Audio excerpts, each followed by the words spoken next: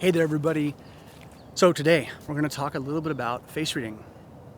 As you know, if you follow my content or my platform, I study with Lillian Bridges, who is a master face reader. She has a family lineage, and some of the wisdom that comes out of this tradition, this spectrum of Chinese medicine, is really interesting to me, and I think really beneficial to a lot of people when we start considering the idea that our faces are indicative of personality traits that we carry, biological rhythms that we have proclivity towards.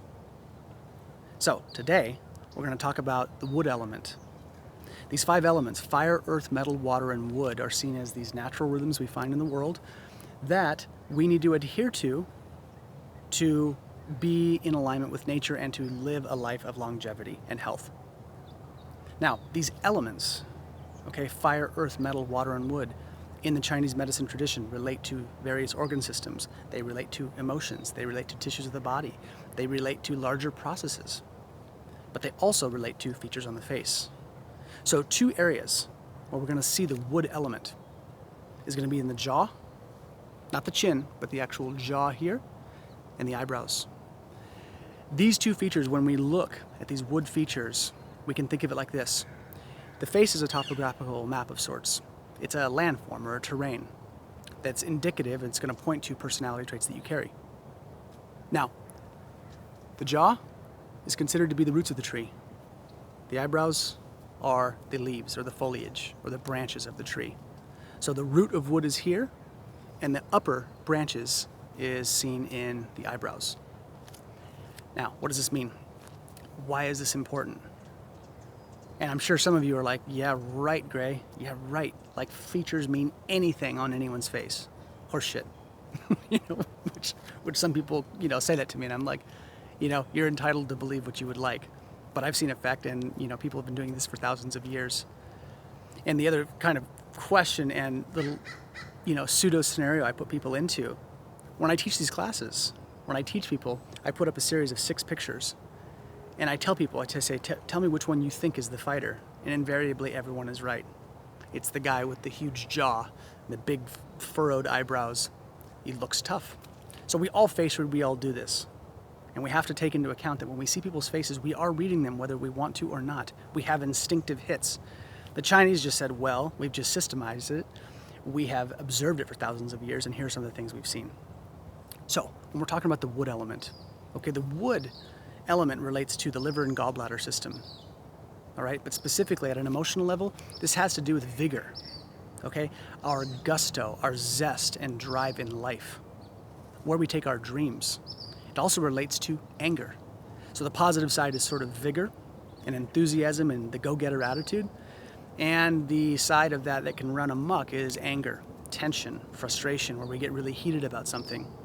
So the wood in the liver system is regulated by this. And when we see people with really strong cut jawlines, or very prominent, wide wood features here, what we're looking at typically is people that have usually a strong constitution in terms of connective tissue.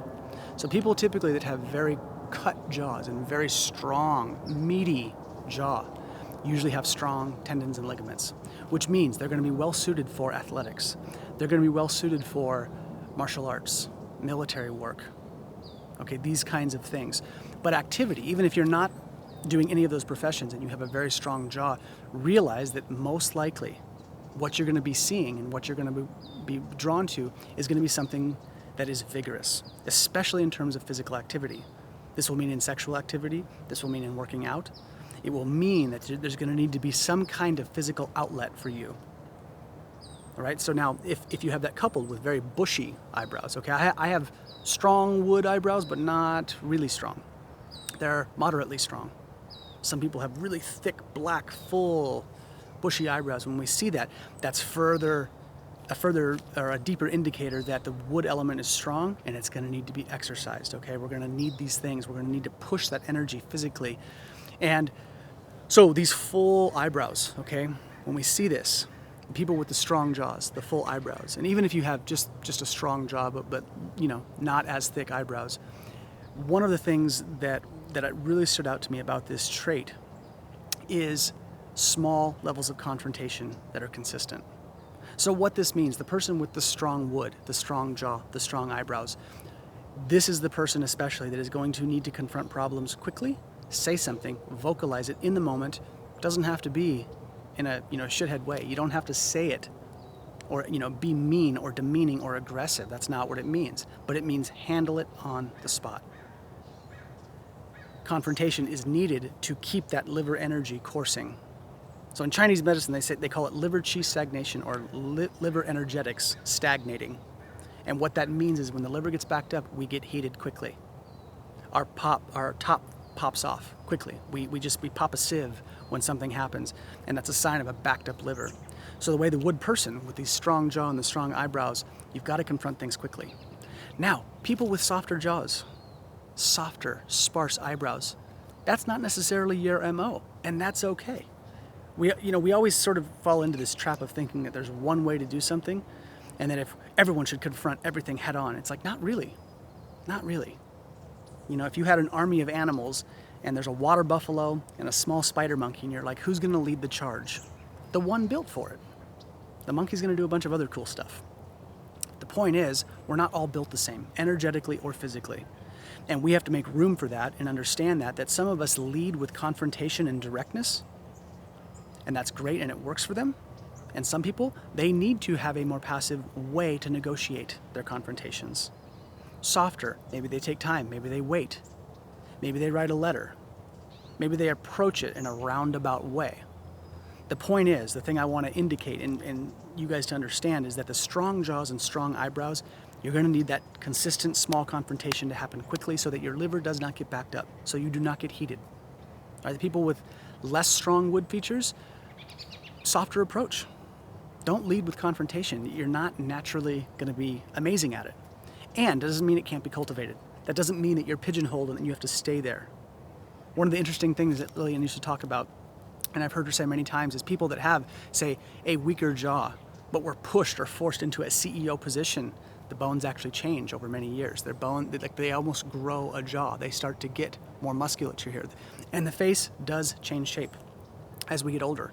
So look at pictures of your grandparents when they're young and when they're old. Their noses, their ears, things continue to grow. And part of that, according to Chinese medical theory, is because we continue to live, and as such, because this is a hologram of our life terrain, these features continue to grow. They continue to get larger or change shape. And oftentimes, people that have been together a long time start to look like one another. So the point is, be aware of these wood features. Understand that the strong wood features means more confrontation. Less strong wood features means you're going to need to approach things a little softer. Hope this finds you well. Thank you.